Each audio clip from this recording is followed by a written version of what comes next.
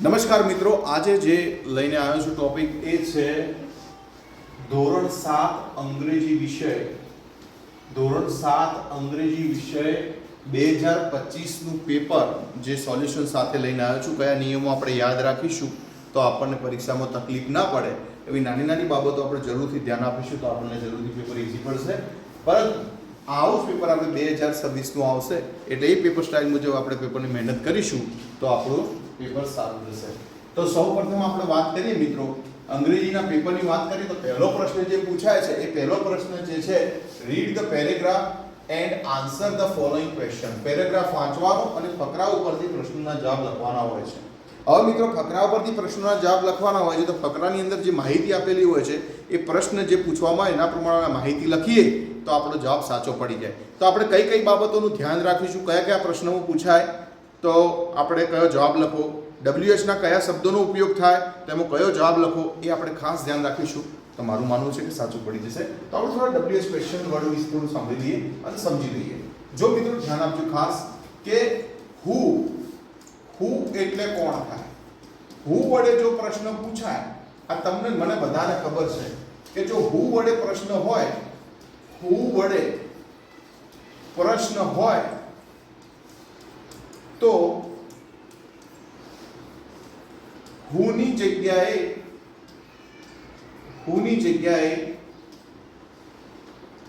વ્યક્તિનું નામ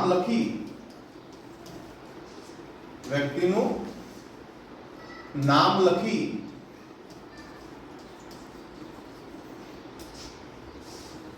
જવાબ લખાય છે.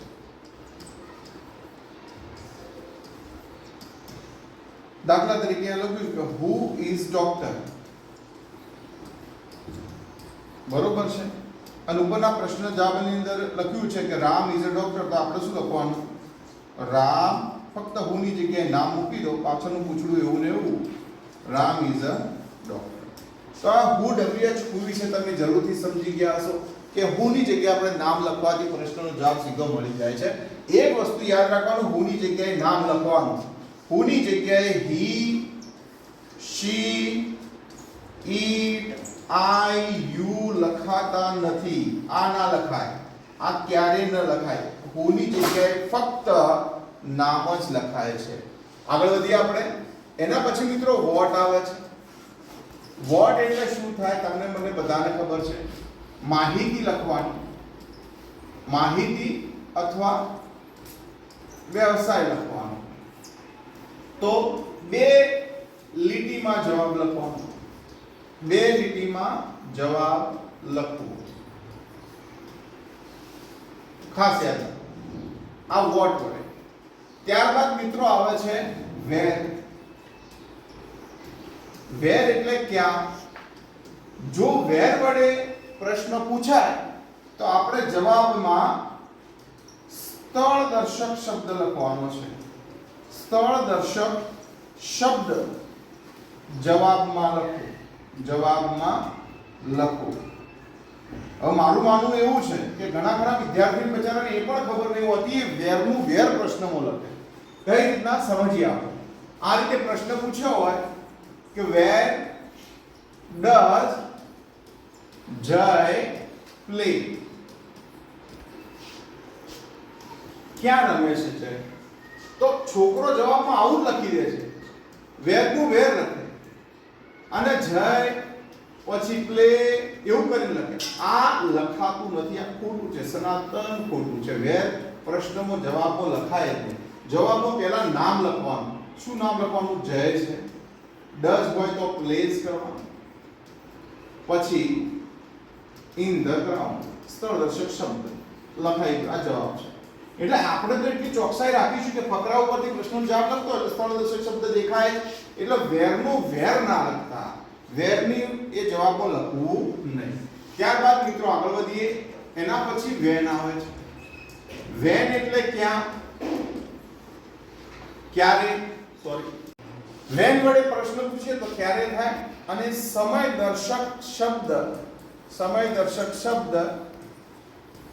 જવાબમાં લખો.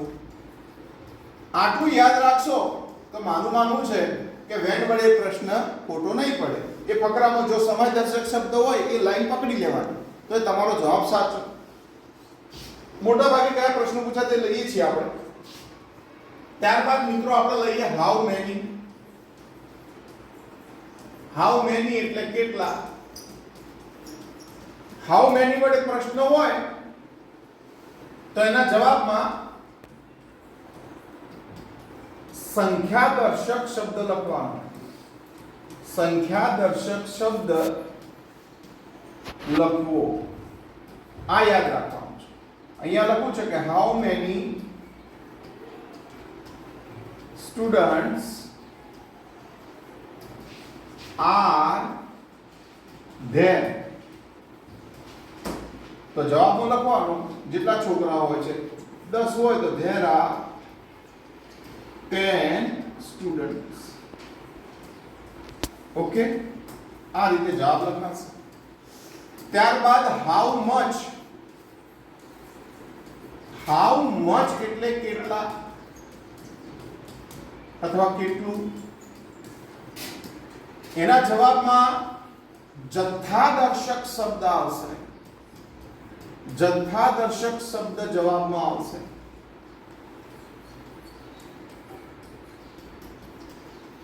જથ્થાદર્શક શબ્દ એટલે આપણે કરિયાણા દુકાનમાં વસ્તુ લેવા જઈએ 500 ગ્રામ, 500 ગ્રામ્સ, બરોબર છે, 3 લીટર, આવા જવાબ આવશે. ડન. આગળ વધીએ છીએ, આપણે ટોપિક ઉપર જઈએ છીએ. અહીંયા તમે જોશો હવે જવાબ તમને મળશે. અહીંયા જોવાનું છે ખાસ મિત્રો કે અહીંયા પેરેગ્રાફ છે. પહેલો જ પ્રશ્ન આપણે રીડ કરીએ. How many years does ant queen live. મેં તમને પૂછ્યું કે ભાઈ કહ્યું તો હમણાં કે હાઉ મેની વડે પ્રશ્ન હોય તો સંખ્યાદર્શક શબ્દ જોવાનો. હવે યર્સ છે તો યર ક્યાં લખે છે? 15 યર્સ. તમને દેખાતું છે 15 યર્સ. તો વિદ્યાર્થી મિત્રો ડર્યા વગર આખું વાક્ય કોપી માર દેવાનું. આ આખું વાક્ય જે છે એ તમારે જવાબમાં લખી દેવાનું. પહેલા પ્રશ્નના જવાબ તમારો જવાબ બિલકુલ સાચો પડશે. ત્યારબાદ જો what does the ant queen લે. આ વોટ વડે એટલે માહિતી દર્શક શબ્દ આવે. તો માહિતી દર્શક શબ્દ અને લે ક્રિયાપદ આપેલું છે, તો અમુક કોઈ જગ્યાએ લે આપેલું છે. હા છે, તો આ સ્ટેટમેન્ટ લખી દો તો પણ સાચું. અન્ડરસ્ટેન્ડિંગ હોવી જોઈએ, મેઇન વસ્તુ એ છે. હુ ગાર્ડ ધ એગ્સ. મેં તમને પહેલા કીધું હુ વડે પ્રશ્ન પૂછાય એટલે એની જગ્યાએ નામ મૂકી દેવાનું. તો જો હુ ગાર્ડ, તો અહીંયા ગાર્ડ શબ્દ આવ્યો તો આ જવાબ લખી દો. સોલ્જર્સ કરીને જવાબ લખી દો. સોલ્જર હુ ની જગ્યાએ નામ લખી અને પાછળનું એવું ને. What does worker do. તો વોટ વડે પ્રશ્ન પૂછાય એટલે મેં તમને હમણાં કીધું કે બે લીટીમાં જવાબ લખવાનો, એક લીટીમાં જવાબ લખવાનો. તો એક બે લીટીમાં જવાબ આવે તો અહીંયા લખ્યું છે કે વર્કર્સ ફીડ એન્ડ ક્લીન ધેમ. અને આ લખવું તો they also carry them for exercise and sunshine. બે લીટી લખી દેવા જવાબ બહુ સાચો પડી જશે. ત્યારબાદ મિત્રો ઓપોઝાઇટ વર્ડ પૂછાય. ઓપોઝાઇટ વર્ડ એટલે શું? ઓપોઝાઇટ વર્ડ એટલે વિરોધી શબ્દો કહેવાય. કયા શબ્દો કહેવાય? વિરોધી શબ્દ. એ અંદર આપેલા જ છે. અહીંયા ડર્ટી તો ક્લીન અને ગો તો કમ. બે શબ્દો આપણે લખી દેવાનું છે. ત્યારબાદ મિત્રો એના પછી પ્રશ્ન નંબર 2 આવે છે. ખાસ વસ્તુ યાદ રાખો કે here the list of the words, find out the words related to school. આપેલા શબ્દોમાંથી શાળા સંબંધી શબ્દોની યાદી બનાવો. હવે આ બધા શબ્દો આપેલા જે છે એમાંથી શાળામાં જે શબ્દો આવે એની યાદી બનાવવાની. બાકી કોઈ શબ્દોને અડવાનું નથી. તો આપણે તમને મને બધાને ખબર છે કે શાળામાં શું શું હોય. તો બધાને ખબર છે, એક તો ક્લાસ હોય, પછી પેરેન્ટ હોય, કદી ના હોય, મીમ હોય, ચોક હોય.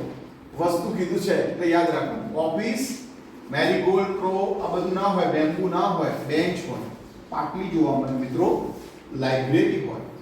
બસ બીજું કોઈ આવતું નથી. તો આ જે તમે જોશો ઘણા ખરા વિદ્યાર્થીઓ મેન્શન કરે કે ભાઈ અશોકા ટ્રી, નીમ ટ્રી, તો પછી સનફ્લાવર ને બધું કરવું પડે આપણે. પણ શાળાની સંબંધિત વસ્તુઓ કઈ હોય છે એની યાદી બનાવવાની કીધું છે. એટલે આ મેઇન વર્ડ આવશે. આપણે સ્કૂલની નામ લખી, list of the words related to school લખી અને પછી શબ્દોના નામ લખવાના છે. બીજા કોઈ શબ્દોને અડવાનું નથી. એ રીતે ખેતરના વસ્તુના નામ પૂછાય, એ રીતે ઘરના વસ્તુના નામ પૂછી શકે છે. આગળ વધીએ મિત્રો. તમને બધાને ખબર છે સિમ્પલ પ્રેઝન્ટ ટેન્સ નું મેં તમને હમણાં બનાવીને મૂક્યું હતું, વિડિયો જોઈ લેજો. એટલે અહીંયા વાક્ય આપેલું છે. શું વાક્ય આપ્યું છે કે વાક્યો 4 વાક્યોમાંથી જે વાક્ય સાચું છે એને તમારે શોધીને લખવાનું છે. હવે સાચું વાક્ય શોધીને લખવાથી શું થશે જુઓ. she gets up early in the morning. આ વાક્ય પણ she સાથે she એક નામ છે તો ક્રિયાપદ આવે બહુવચન. ક્રિયાપદ શું આવશે? બહુવચન. તો she gets up એ વાક્ય સાચું છે. she get up તો આ વાક્ય ખોટું છે કારણ કે એની સાથે બહુવચન આવે. she is get ના આવે. is પછી getting થઈ જાય. શું થઈ જાય? getting. એટલે આ વાક્ય પણ ખોટું છે. એટલે વાક્ય આપણું નંબર પહેલું સાચું થશે નિયમ મુજબ. હવે શંકર સાથે મેં તમને કીધું શંકર એકવચન નામ છે તો એકવચન સાથે does આવે અને does not સાથે v1 આવે. પણ આમાં આપણે થોડા નિયમો જોઈએ, મજા આવશે. નિયમો જોઈએ, જુઓ. આ ટેબલ યાદ રાખવાનું. I, we, you, they અને બહુવચન નામ. આ નિયમ યાદ રાખવાનો ખાસ. he, she, it અને એકવચન નામ. જો આ બધા સાથે ક્રિયાપદનું બહુવચન રૂપ આવે. ક્રિયાપદનું બહુવચન રૂપ આવે એટલે કયું? s અથવા es વાળું. અને અહીંયા મૂળ રૂપ આવે. ક્રિયાપદનું શું આવશે ભાઈ? મૂળ રૂપ v1 જે કહેવાય. નકાર કરવું હોય, નકારમાં આ બધાની સાથે do not પ્લસ વર્બ 1 આવશે. વર્બ 1 એટલે મૂળ રૂપ અને આ બધાની સાથે does not અને વર્બ 1 આવશે. હવે તમે વિચાર કરી શકો છો કે એક વચન નામ હોય તો does not અને ક્રિયાપદનું વર્બ 1 આવે. વર્બ 1 એટલે મૂળ રૂપ. તો આપણે જોઈએ કે આમાં does not સાથે વર્બ 1 છે ને આ તો બહુવચન છે તો આમાં કે ખોટું. Shankar does not take. ચલો શંકર સાથે does છે, એકવચન નામ સાથે does છે, not છે, વર્બ 1 છે. આ વાક્ય સાચું છે, રાઈટ કરો. શંકર is not, is સાથે તો કદી ક્રિયાપદનું મૂળ રૂપ આવે નહીં. એટલે આપણું વાક્ય નંબર 2 સાચું છે. આવા નિયમ યાદ રાખીશું તો મારું માનવું છે ક્યારે ખોટું પડશે નહીં. હવે આ વાક્ય જોઈએ. આમાં તમે જોશો તો તમને ખ્યાલ આવશે કે એ પણ સિમ્પલ પ્રેઝન્ટ ટેન્સ છે. અહીંયા બે નામ એટલે તમને મને બધાને ખબર છે બે નામ હોય એટલે બહુવચન નામ કહેવાય. બહુવચન સાથે શું આવે? મૂળ રૂપ. અને નકારમાં શું આવશે? do not verb 1. હવે જુઓ do not ક્યાં છે? બહુવચન નામ છે તો do not આવવાની મો છે, આમાં છે. આ does છે એટલે આ તો આવશે નહીં. હવે do not સાથે ક્રિયાપદનું મૂળ રૂપ આવે તો અહીંયા વર્બ 1 છે, આ તો વર્બ ing છે એટલે આ નહીં આવે. જવાબ આપણો સાચો કયો છે બેટા? સી વેક્શન પર do not play cricket. તો આપણે ધ્યાન રાખીશું આ ટેબલ. તો આ ટેબલ ઉપરથી તમને ખ્યાલ આવી જશે કે સિમ્પલ પ્રેઝન્ટ ટેન્સ આ ટેબલ ઉપર આખો રન કરે છે. આગળ વધીએ પ્રશ્ન તરફ. ત્રીજો પ્રશ્ન જે આયા છે નેક્સ્ટ ક્વેશ્ચન છે મિત્રો, ચોથા નંબરનો પ્રશ્ન આપણે આવી ગયા છે. એક વાક્ય બાકી છે, બે વાક્યો બાકી છે આજે. તો બે વાક્યો તરફ જોઈએ હવે. Same to same does not સાથે બહુવચન આવે નહીં, ખોટું. does not સાથે it આવ્યું છે તો આ સાચું. અને do not સાથે આ તો રોબોટ તો એકવચન નામ છે do not આવે નહીં, જવાબ આપણો આ સાચો છે. એ જ રૂલ પર જઈએ. they go સાચું છે આ, કારણ કે they સાથે go છે, વર્બ 1 છે. they પછી goes છે. જુઓ they સાથે તો વર્બ 1 મૂળ રૂપ આવે, બહુવચન આવે નહીં. અહીંયા બહુવચન આ ખોટું. they do go ના આવે ક્યારે પણ. એટલે જવાબ આપણો આ સાચો છે. Keep in the mind. આગળ વધીએ મિત્રો. પેપર એકદમ સરસ પૂછાય છે, ખાલી ધ્યાન રાખીશું તો કોઈ તકલીફ નહીં પડે. હવે અહીંયા તમે જોશો તો read the each instruction carefully and place under the proper column and proper order. અહીંયા proper order માં લખવાનું છે. આપણે અલગ અલગ પ્રકારના વાક્યો આપી દીધા છે. હવે આ વાક્યોને મિક્સ થઈ ગયેલા છે. કેવા થઈ ગયેલા? મિક્સ થઈ ગયેલા છે. આ મિક્સ થયેલા વાક્યોને લેમન શરબત બનાવવાનો છે અને સલાડ બનાવવાનો છે. તો બંનેને અલગ કરવા પડશે. તો આપણે જોઈએ કયા શબ્દો સમૂહ આવે છે જોઈએ. લેમન શરબત માટે અહીંયા અંડરલાઈન કરીશું આપણે અને પેલા માટે અંડરલાઈન કરવી નથી. સ્ક્વીઝ ધ લેમન તો આ એમાં આવશે. વોશ ઓલ ધ વેજીટેબલ તો એ સલાડમાં આવશે, એને આપણે રેડી નથી કરી. કટ ધ કેપ્સિકમ સલાડમાં આવશે. પછી કેરેટ, ટોમેટોસ એન્ડ લેમન્સ એ બધું આમાં આવશે. Okay. Take out the seed of the lemon આ યુ સમા આવશે ભાઈ. ગ્લાસ એ લેમન શરબતમાં આવશે. એડ સોલ્ટ પણ લેમન શરબતમાં જ આવશે. Mix the piece, carrot and tomato together એ કોઈમાં નહીં આવે. કટ ધ લેમન એ આમાં નહીં આવે કારણ કે લીંબુ તો આમાં કાપવું પડશે. ઓકે, એડ સોલ્ટ પણ આમાં આવશે. Pour some water in the glass એ કારણ કે લીંબુ શરબત બનાવો તો કરવું પડે. Mix it well. Okay, and mix the salt well, add sugar. Okay, તો આ જે શબ્દો આપણે દીધા અંડરલાઈન વાળા એ લેમન શરબતમાં આવશે. વિધાઉટ અંડરલાઈન વાળા જે શબ્દો છે એ સલાડમાં આવશે. આ રીતે ડિવાઈડ કરીને આપણે લખીશું પોઈન્ટ આપીને તો આપણું પેપર જરૂરથી સાચું પડશે. સારા માર્ક્સ આપણે મેળવી શકીશું. હવે જોવાનું છે અહીંયા વાક્ય આપેલું છે એને યોગ્ય પ્રશ્ન પસંદ કરવાનો છે. જો હું તમને પહેલું કહી દઉં, ક્રિયાપદનું આ નિયમ યાદ રાખો. ક્રિયાપદનું મૂળરૂપ હોય, ક્રિયાપદનું મૂળરૂપ હોય તો બેટા ડુ પછી વર્બ 1 આવે. અને ક્રિયાપદનું બહુવચન રૂપ એટલે s અથવા es વાળું હોય તો does વર્બ 1 આવે. આ બે નિયમોને અનુસરીશું તો વાક્ય તદ્દન સાચું પડશે. હવે જોઈએ અહીંયા આ લાઇક્સ ક્રિયાપદનું બહુવચન છે ને તો ડઝ આવશે. ડઝ વાળું છે આ સાચું. બાય પછી ક્રિયાપદનું મૂળ રૂપ છે તો ડુ બધામાં ડુ છે. પણ ડુ સાથે વર્બ 1 આવે તો ડુ સાથે અહીંયા વર્બ 1 છે. જ્યારે ડુ સાથે અહીંયા બહુવચન જેના વાક્ય ખોટું છે. આ ડઝ તો આવતા નથી. જવાબ આપણો આ સાચો છે. નિયમને અનુસરીશું તો વાક્ય 50 ગણા આવશે તો પણ સાચા પડી જશે. આગળ વધીએ. ભાવિક વોન્ટ્સ. મેં તમને પહેલા કીધું ક્રિયાપદનું બહુવચન છે. ડઝ પકડો. આ એક જ ડઝ છે, બાકી તો ડીડ ને ડીડ છે. તો ડઝ ભાવિક વોન્ટ પ્રશ્ન છે. કેરીઝ બહુવચન છે તો ડઝ પકડો તો ડઝ પકડી, પણ આમાં કેરીઝ નું કેરીઝ રાખ્યું ખોટું. વર્બ 1 આવે. આમાં કેરીંગ કરી લીધું ખોટું. આમાં ડુ તો આવે નહીં એટલે બહુવચન ડઝ સોલ્જર્સ આવશે. ઓકે, ખાસ ધ્યાન આપવાનું છે. પૂછડું યાદ રાખવાનું છે ડુ ડઝ સાથે વાળું. ફોટોગ્રાફર્સ ટેક, અહીંયા મિત્રો ટેક લખ્યું છે તો ટેક સાથે ડુ આવે તો ડુ આમાં પણ છે ને આમાં પણ છે. પણ આની સાથે ક્રિયાપદ જુઓમાં ટેકિંગ આપેલું છે તો આ વાક્ય ખોટું છે ને આમાં ટેક થઈ ગયું છે. ડુ સાથે વર્બ 1 આવે એટલે આ જવાબ આપણો આ છે. હવે સરસ મજાના પ્રશ્નો આયા છે. WH ક્વેશ્ચન જે હમણાં મેં તમને કીધું એને પણ આપણે ક્રિયાપદના મૂળ રૂપ ને બહુવચન સાથે જાણીશું તો આપણને ઈઝી પડશે મિત્રો. અહીંયા તમે જોશો શું ધ્યાન આપજો. અહીંયા તો વોટ વડે પ્રશ્ન બનાવવાનો છે તો પહેલું શું લખો વોટ. હવે હેલ્પિંગ વર્બ અહીંયા ક્રિયાપદનું બહુવચન છે. મેં તમને કીધું બહુવચનમાં તો શું લખવાનું ડઝ. મિતાંશ. ઓકે, પ્લેસ નું પ્લે થઈ જશે. રમતનું નામ નીકળી જશે અને એવરી સન્ડે પ્રશ્ન ચિહ્ન. હવે હુ વડે પ્રશ્ન બનાવવાનો છે તો આ બે નામને કાઢી નાખો અને હુ વિઝિટ ડિફરન્ટ મ્યુઝિયમ પ્રશ્ન ચિહ્ન. હુ વડે તો આપણે ક્રિયાપદ પેલા નામ કાઢી હુ મૂકી દે પ્રશ્ન વાક્ય બની જશે. હવે વેન વડે છે તો વેન અહીંયા ક્રિયાપદનું મૂળ રૂપ છે તો ડુ યુ થઈ જશે. આ નું શું થશે યુ. When do you drink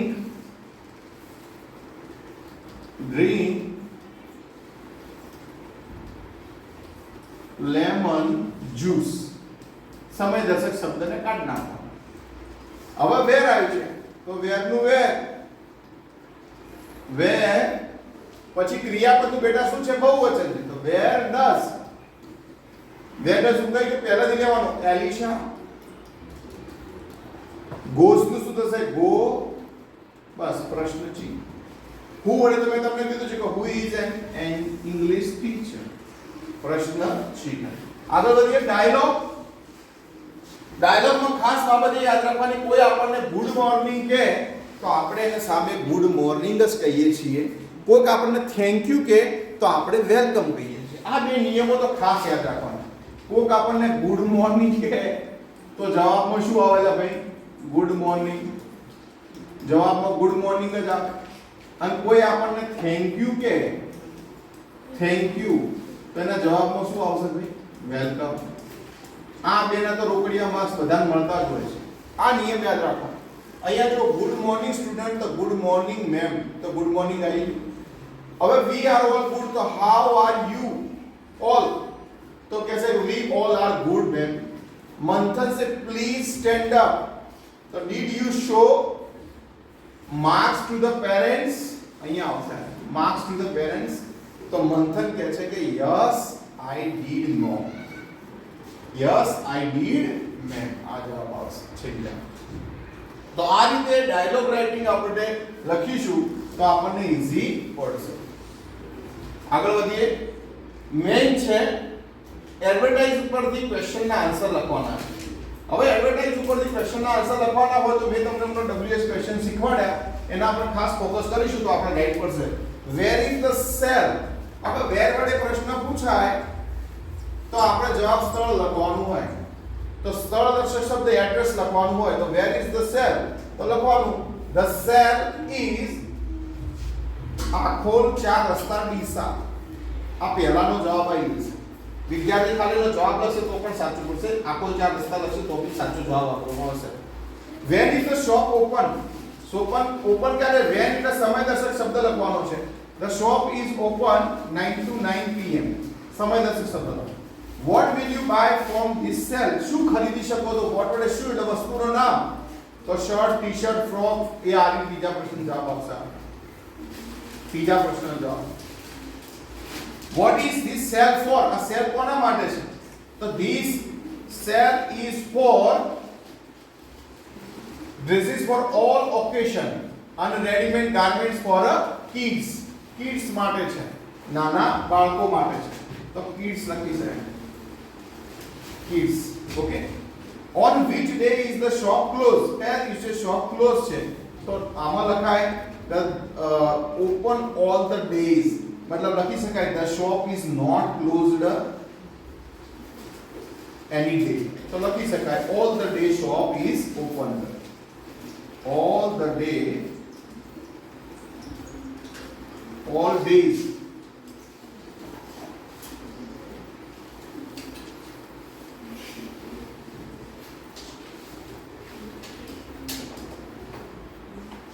all days shop is opened. આ જવાબ લખી શકાશે. તો આ રીતે આપણે પ્રશ્નનો જવાબ લખીશું તો પેરેગ્રાફ પરથી ઈઝી WS ક્વેશ્ચન વિશે જાણતા હશો તો આપણે જવાબ લખીશું. પ્રશ્ન નંબર 9 આવે છે. તો શાળાનો નકશો જુઓ અને શાળાનું વર્ણન કરવાનું છે. તો અહીંયા શાળાનું નામ લખવાનું છે સૌપ્રથમ. બરોબર? કે this is the map of our school. There are 1 2 3 4 5 6 7 8 9 10 rooms, 11 rooms in our school. પછી લખો there is a big playground in our school. There is a room number 1 is between washroom and room number 2. Room number 3 is near the science lab. અથવા left side right side લખી શકાય છે. Library is at the corner. Computer lab is near the library. There is a room number 4 between the computer lab and room number 5. Principal office is between the kitchen and room number 5. I like this map. તો આ રીતે આપણે વાક્યો બનાવીશું તો આપણા વાક્યો તદ્દન સાચા પડશે અને સારી રીતે આપણે માર્ક્સ મેળવી શકીશું. મિત્રો 10 માર્ક્સ છે એટલે 5 વાક્યો તો 10 વાક્યો બનાવવાના હોય છે. તો એ વાક્યો આપણે બનાવીને વર્ણન કરીશું તો આપણું પેપર સારું જશે. આવી નાની નાની બાબતો આપણે ધ્યાન રાખીશું આ WS ક્વેશ્ચનની, આ ટેબલની, તો મારું માનવું છે કે પેપર બેસ્ટ જશે. Thank you very much.